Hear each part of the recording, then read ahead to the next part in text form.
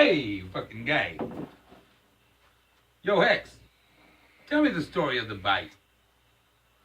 I don't know this guy over here.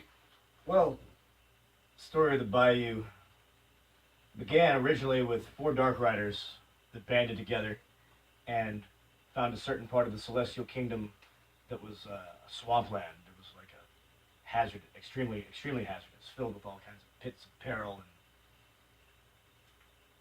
pitfalls, to say the least. But to its merit, it was filled with all types of resources, but you didn't really necessarily see it right off the bat. What you would see is destroyed castles, burnt out villages, you know, shoddy suits of armor on the ground that have been rusted and dented and destroyed.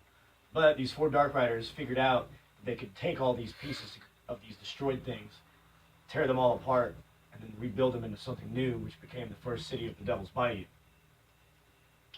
And once that happened, and word about that first city began to spread, people from all over the Celestial Kingdom that were monster types, evil types, criminal types.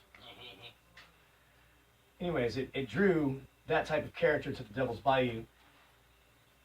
And then other people that weren't that type started hearing about it.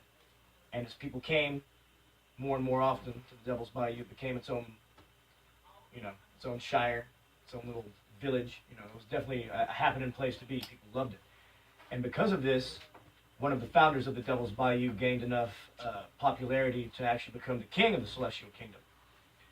But at the end of his reign, he was betrayed by the very people that he served and was wrongfully imprisoned and was essentially banished to his own home, and they made it into a prison for him, and he was trapped there.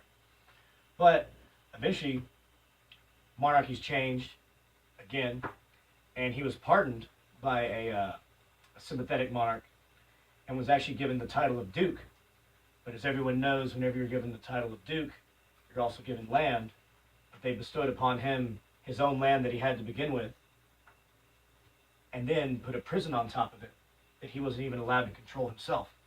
That ain't right. And so, things change, monarchs change, and now the current monarch has recognized the strength of the character of the denizens of the Devil's Bayou, to say the least, and has actually decided to shut the prison down and forgive all of the criminals and all the imprisoned of the Devil's Bayou of all their crimes. But the rest of that story is for another day. Jeez, that's quite a story. Sheesh.